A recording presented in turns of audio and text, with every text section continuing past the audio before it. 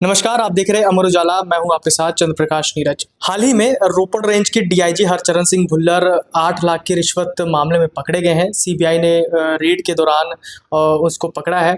इस दौरान जो रेड की गई उसमें लगभग 100 करोड़ के आसपास में जो संपत्ति है वो बताई जा रही है, जिसमें से लगभग 7 करोड़ के आसपास में कैश जो है वो बताया जा रहा है। 2.5 किलो सोना बताया जा रहा है। 26 के आसपास में जो बेशकीमती घड़ियां हैं वो बताई जा रही हैं जो उनके पास से मिले हैं। और इस पूरे मामले में किस तरह से उगाही की जाती थी, कौन कौन बिचौलिए थे और किस तरह से पूरा जो है वो चलता था, उसके बारे में बातचीत करने के लिए हमारे साथ में विशाल पाठक जी हैं। विशाल पाठक जी से जानेंगे अब तक इस मामले में क्या कार्रवाई हुई है और अब तक क्या कुछ नया निकल करके सामने आया है। विशाल जी, जो डीआईजी हरचरण सिंह भुल्लर मामले में अभी तक जिस तरह से आपने इसकी कवरेज भी की है और जो चीज़ अभी नई बातें जो सामने निकल कर के आई है, साथ में एक खास चीज़ है जो डायरी भी निकल के जो सामने है, जो आपने विशेष तौर पर जो अपनी खबर में लिखी थी, क्या उसका पूरा मामला उसमें क्या निकल कर आया है? जैसे कि चंद्र प्रकाश जी, आपको बताएं, सीबीआई ने इस मामले में, सीबीआई की एंटी करप्शन ब्यूरो टीम है चंडीगढ़ की, उन्होंने इस मामले में जो है वीरवार को, बीते वीरवार को सुबह जो है चंडीगढ़ के सेक्टर 21 से जो है इस मामले की जो शुरुआत हुई वो मंडी गोविंदगढ़ का एक स्क्रैप डीलर है आकाश बत्ता, तो उससे जो है डीआईजी ने 8 लाख रुपए रिश्वत मांगे थे। उसके ऊपर एक एफआईआर दर्ज है सरहिंद पुलिस थाने में 2023 की। तो वो स्क्रैप का काम करता है, उसमें बिल्टी और क्या कहते चालान ना पेश करना, ऐसे कुछ मामलों में कई धाराओं 420 के तहत और अन्य धाराओं के तहत मामला दर्ज था। तो उसमें जो है उसी केस में एफआईआर में जो है उसके सेटलमेंट या उस पर कार्रवाई ना करने के एवज में जो है डीआईजी ने ये रिश्वत 8 लाख रुपए कहते स्क्रैप डीलर आकाश बत्ता से मांगी थी। तो इसकी सेटलमेंट, इसको लेकर के लंबे अरसे से इनके बीच में पैसों को लेने के लिए बातचीत चल रही थी। तो जो डीआईजी का बिचौलिया था कृष्णु, तो उसको जो है पैसे लेने के लिए भेजा गया था। इवन तक कि फोन पे डीआईजी लगातार उससे बात करते थे और आकाश बत्ता से भी बात करते थे, जो मतलब कि इसका कहते स्क्रैप डीलर है जो आकाश बत्ता, उससे भी डीआईजी की लगातार व्हाट्सएप कॉल पे बात होती थी। तो सीबीआई ने, जब इसने बत्ता ने सीबीआई को शिकायत दी, तो सीबीआई ने ट्रैप लगा करके सेक्टर 21 से पकड़ा। फिर उसके बाद जो है डीआईजी को, मतलब उन पैसों के साथ जो है डीआईजी को भी ऑफिस में, क्योंकि उस दौरान भी कन्वर्सेशन में बातचीत चल रही थी वो सारा, और फिर रंगे हाथों जो है पैसे लेते हुए दोनों को, डीआईजी और उसके बिचौलियों को गिरफ्तार किया। तो इस मामले में अब जो है सीबीआई ने जब डीआईजी हरचरण सिंह भुल्लर के सेक्टर 40 के घर पर जब रेड की 1489 में, तो वहाँ से कैश भारी मात्रा में, मतलब कि कैश बरामद हुआ है। मतलब कि अब हाँ, मशीनें मंगानी पड़ी, अब मतलब कि 3-3 मशीनें नोट गिनने के लिए मंगानी पड़ी। और इसके अलावा जो है 3-3 4-4 सूट केसों में और अटैचियों में मतलब कि पैसा भरा था और सारा कुछ था। तो करीब 7.5 करोड़ रुपए कैश मिला है, 2.5 किलो सोना, उसमें गहने वगैरह हैं, और इसके अलावा 100 कारतूस। एक बहुत बड़ी बात है कि जैसे कि 4 हथियार मिले हैं, चलो उनके लाइसेंस वगैरह वेरीफाई हुए हैं, लाइसेंस ही थे वो, और इसके अलावा 100 कारतूस रखना एक बड़ी बात है। 100 कारतूसों की परमिशन नहीं होती है हालांकि। और इसके अलावा जो है उनके जो कहते समराला में फार्म हाउस है कोई, तो वहाँ पर मतलब कि भारी मात्रा में जो है वो शराब भी मिली है। मतलब कि अधिकारियों ने यहाँ तक भी सीबीआई के अधिकारियों ने बताया कि जैसे 9 पेटी शराब, 108 बोतलें करीब इंपोर्टेड विस्की की।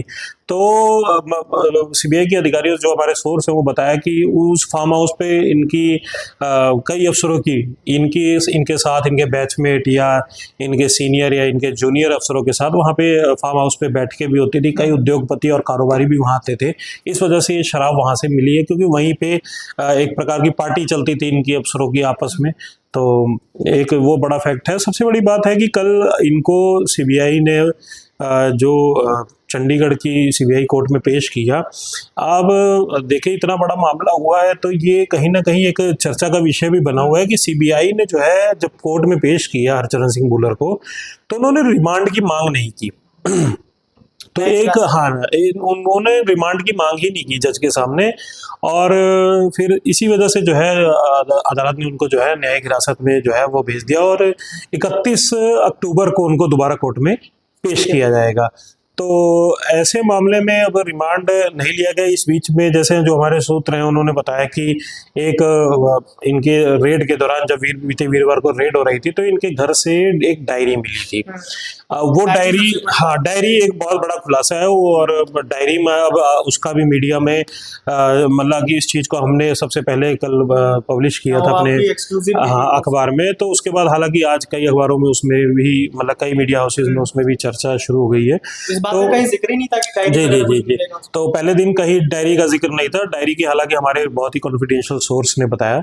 तो उस डायरी में बेसिकली क्या था कि जो अधिकारी हमारे बताते हैं कि वो डायरी जो है हरचरण सिंह भुल्लर के कई उसमें मतलब कि इस कृष्णु के रिलेटेड भी समथिंग कुछ इंफॉर्मेशन है, जैसे कुछ उसका एड्रेस और कुछ नंबरों के 2-4 नंबरों के मोबाइल नंबर और इन सब के मैसेज है।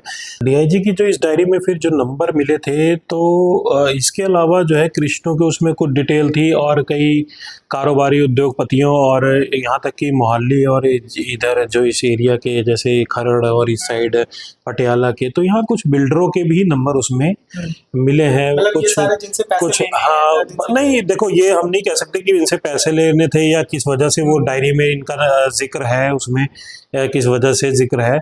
तो और उसमें कई चीज़ें ना प्रॉपर्टी से रिलेटेड कई चीज़ें लिखी हुई हैं, और कई जैसे लॉकरों के कुछ पासवर्ड नुमा कुछ फाइलों के बारे में लिखा हुआ है, कुछ कई लोगों के नाम लिखे हुए हैं, जो कि सिर्फ डीआईजी हरचरण सिंह भुल्लर बता सकते हैं कि वो क्या चीज़ है। सर तो अभी जैसे वीडियो कह रहे हैं कि ये मेरे को फंसाया जा रहा है। जी बिल्कुल। तो इसमें कोर्ट में इसका जवाब यही कारण है कि डीआईजी हरचरण सिंह भुल्लर की जो ये डायरी है, अब इसको भी सीबीआई जो है इन्वेस्टिगेट कर रही है। सबसे बड़ी बात आप देखिए कि जो कल सीबीआई की ओर से, सीबीआई चंडीगढ़ की ओर से ऑफिशियल इंफॉर्मेशन, ऑफिशियल एक स्टेटमेंट जो जारी करी है, तो उसमें उन्होंने बताया है कि इनकी ऑफिशियल तौर पे बताया कि 50 अचल संपत्ति के साथ बेनामी संपत्तियां भी पाई गई हैं। बेनामी संपत्तियां जो हमने पहले दिन डायरी का जिक्र करते हुए लिखा था, तो उसमें ये चीज़ लिखी थी कि उसमें कई चीज़ें ऐसी पाई गई हैं दस्तावेज नुमा, और जो तो इस चीज़ के कल हमारे अधिकारी ने बताया कि उस डायरी से काफ़ी मदद मिली है बेनामी संपत्तियों को एक ट्रैक करने के लिए। तो ऐसे में जो है अब इनकी बेनामी संपत्तियों की भी जांच शुरू हो गई है, और सीबीआई चंडीगढ़ ने अभी तक जो है 50 के करीब बताया, मगर ये आंकड़ा जो है 60, 70, 80 तक भी पहुंच सकता है। और इनकी संपत्तियां जो है मतलब कि पंजाब चंडीगढ़ में तो है ही, यही बता रहे हैं जो संपत्तियां हैं। इसके अलावा बता रहे हैं कि विदेश में भी, खासकर कनाडा और दुबई में भी मतलब इनकी संपत्तियां बताई जा रही हैं। तो इसको लेकर के वो लगातार जो है वो जांच की जा रही है। और जो यहाँ पे चंडीगढ़ और जो पंजाब में इनकी संपत्तियां हैं या जो बेनामी संपत्तियों से जुड़े कागजात मिले हैं, तो उसको लेकर के जो है वो लगातार जैसे रेवेन्यू डिपार्टमेंट से लगातार संपर्क करके सीबीआई जो है वो जांच कर रही है। क्योंकि जो मोटी अगर इनकी कीमतें बताई जाए संपत्तियों की, तो बताया जा रहा है करीब मतलब खरीद उस कीमत, उस कंपनियों की खरीद करीब 100 करोड़ है, सिर्फ 100 करोड़ खरीद। तो मार्केट वैल्यू जो है वो एक कोई मतलब मार्केट के एक्सपर्ट ही मतलब कि, क्योंकि हाँ बता सकते हैं कि देखो औसतन तो कोई भी अंदाजा लगा सकता है 200-300 करोड़ होगी आज की डेट में, मगर एग्जैक्ट फिगर जो होती है तो ऐसे ही चीजों का फिगर जो है वो रेवेन्यू डिपार्टमेंट ही दे पाता है। 100 करोड़ से और ज्यादा निकल बिल्कुल 100 करोड़ रुपए तो सीबीआई के जो ऑफिशियल्स हैं, जो हमारे सोर्स हैं, हाँ तो उन्होंने ये पुष्ट किया कि एटलीस्ट 100 करोड़ की तो खरीदी हुई प्रॉपर्टियां हैं ये। तो ऐसे में मतलब कि ये बहुत बड़ा एक मतलब कि कह सकते हैं कि रिश्वत कांड जो है ये बहुत बड़ा रिश्वत कांड है। और दूसरी सबसे बड़ी बात है कि कल एक सीबीआई ने इस चीज़ का भी जिक्र किया है कि जो बिचौलिया कृष्णु था वो अकेला सिर्फ डीआईजी हरचरण सिंह भुल्लर के लिए ही एक मीडिएटर नहीं, मतलब एक जो है बिचौलिए के रूप में, मतलब मीडिएटर के रूप में जो पैसे लाने और जो ये सब का काम करता था, तो सिर्फ वो इन्हीं के लिए नहीं करता था, और किसी मतलब कुछ ऐसे सबूत मिले हैं कि मतलब कि इस जांच के दायरे में कई पंजाब के पुलिस अधिकारी आ सकते हैं, और इवन तक कि कई IAS अफसरों के भी नाम आ सकते हैं। तो ऐसे में कहीं ना कहीं सब जो पहलुओं पे है वो जांच लगातार पूरे जांच में जो कृष्णु है उसके जो खुलासे हैं, अगर उससे और पूछताछ की जाए तो और कितने अधिकारी का नाम जो है सामने आएगी, ये भी बहुत बड़ी बात है। जैसे अब DIG आज हमने मतलब कि इस चीज का जिक्र किया, कई और इन्वेस्टिगेशन में चीजें सामने आई हैं कि DIG जो है कृष्णु ने जो स्टेटमेंट दिया है CBI को, जो पूछताछ में बताया बेसिकली, कि उसमें उसने खुद कबूल किया कि DIG साहब उसको जो है हर महीने अलग अलग लोगों के पास भेजते थे और 5 से 7 लाख रुपए ऑन एन एवरेज हर महीने कलेक्शन करने के लिए भेजते थे अलग अलग लोगों से। और उसने ये भी बताया हालांकि कि वो 1-2 लोगों को जानता उसमें से, मगर मैक्सिमम लोग वो ऐसे होते थे जिनको वो पहली बार मिलता था, किसी होटल में, किसी कैफे में, किसी रेस्टोरेंट में, या किसी ऐसी लोकेशन में, है ना, जहाँ कोई जल्दी आता जाता ना हो, वहाँ से अपना कलेक्शन, मतलब वो वहाँ पे आता था, कोई पैकेट में दे के जाता था, कुछ बैग में। ये मतलब अधिकारियों की बातचीत में, मतलब वहाँ पे उसने स्टेटमेंट में पूछताछ में सिर्फ इनके लिए कृष्णु ही नहीं, 2 और बिल्कुल 2, हाँ, ये भी उसने एक बहुत अच्छा अपने रेज किया।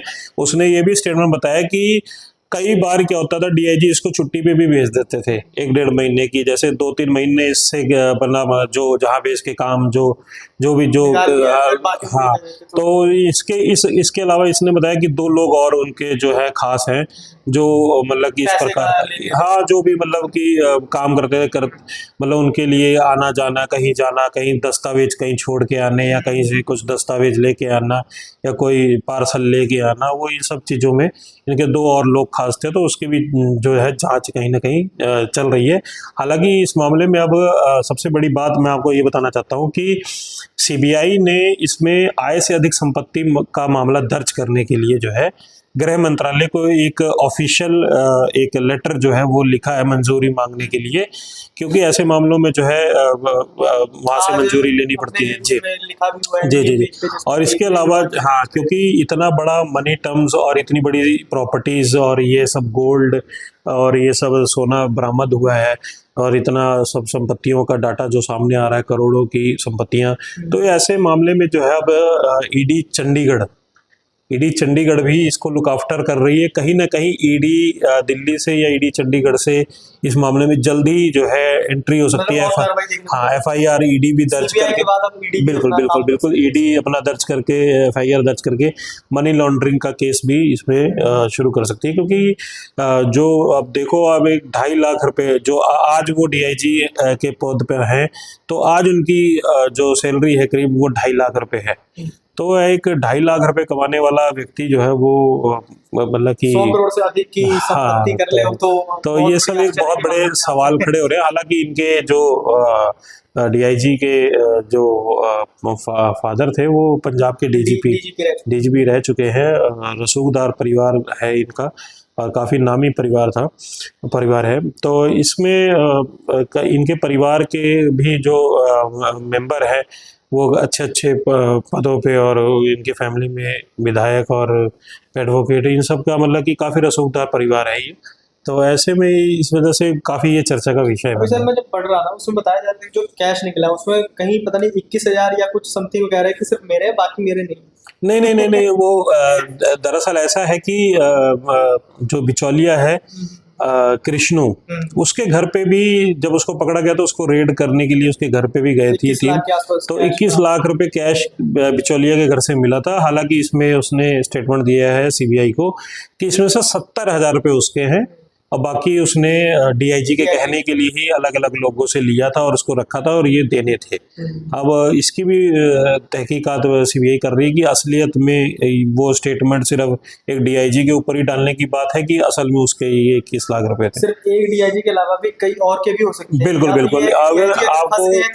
आपको एक बहुत बड़ा इंटरेस्टिंग पॉइंट बताता हूँ कि CBI ने जब इनके घर रेड किए DIG हरचरण सिंह भुल्लर के और इनके बिचौलियों को पकड़ा, तो इसकी भनक लगते ही पंजाब में करीब 3 से 4 आईएएस और बता रहे हैं कि 8 से 10 आईपीएस अफसर जो है वो मतलब कि इधर उधर हो गए और हाँ मतलब उनको नहीं इधर उधर इन द सेंस कि पंजाब में वो छुट्टी पे चले गए, दिवाली की छुट्टी बहाना मार करके या जरूरी काम से इस रेड की सूचना मिलते। तो इसका भी एक चर्चा का विषय बना हुआ है पंजाब पुलिस महकमे में, हेडक्वार्टर में पंजाब पुलिस में, कि वो 8-9 आईपीएस कौन है और 2-3 आईएएस कौन है जो सीबीआई की इस इतनी बड़ी रेड के बाद जो है वो अचानक से छुट्टी और इधर उधर हो गए हैं और वो किसी का फोन नहीं उठा रहे हैं और मतलब कि तो ये भी बहुत एक चर्चे का विषय बना हुआ है। इसका मतलब है कि ये नेक्सस जो है वो बहुत बड़ा और ये एक स्क्रैप डीलर की बात नहीं है चंद्रप्रकाश जी, इसमें कई बिल्कुल बिल्कुल इसमें कई स्क्रैप डीलरों का भी एक बहुत बड़ा काम है पंजाब में। आकाश बत्ता वाला जैसे मैं पढ़ रहा था उसमें पता लगा कि जैसे कि उसको पहले कृष्णो मिला, जान पहचान बढ़ाई और फिर उससे गया और फिर बाद में बोलता है कि आप इनको 8 लाख रुपए दीजिए नहीं तो आपको झूठे कैसे फंसा। बिल्कुल बिल्कुल, तो ऐसी कई चीजें अब सामने आने लगी हैं। तो इसमें फिलहाल जो है सीबीआई की इन्वेस्टिगेशन जारी है और आगे से इन्वेस्टिगेशन निकल के सामने आए तो इस पे हम देखते रहेंगे और पल पल की जो खबर देते रहेंगे। ये अपने आप में बहुत बड़ी बात है कि एक डीआईजी जिसकी लगभग जो महीने की सैलरी 2.5 लाख रुपए है और उनके पास से 100 करोड़ के आसपास जो संपत्ति है वो सीबीआई रेड में बरामद की जाती है।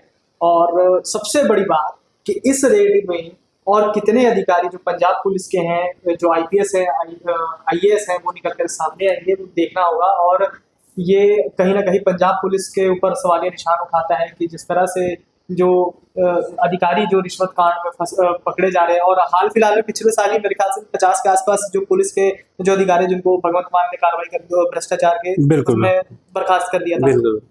तो ये बहुत बड़ी जो वो है सवालिया निशान उठ रहा है कि जिस तरह से ये कार्रवाई हो रही है, जिस तरह से पूरी जो अधिकारी है वो निकल के सामने आ रहे रिश्वत मामले में। अब आगे और क्या निकल करके सामने आएगा इस मामले में वो हम आपको बताते रहेंगे। हमारे साथ विशाल जी हैं इस पूरे मामले पर पल पल की नजरें जो है खबरें जो ये अपना लिखते रहेंगे और हम आपको बताते रहेंगे वीडियो के माध्यम से ही। अमर उजाला के साथ बने रहिए, देखते रहिए अमर उजाला, तब तक के लिए। अगर आप ये वीडियो YouTube पर देख रहे हैं तो हमारे चैनल को सब्सक्राइब करें और बेल आइकन को दबाना ना भूलें। अगर आप Facebook पर ये वीडियो देख रहे हैं तो हमारे पेज को लाइक करें।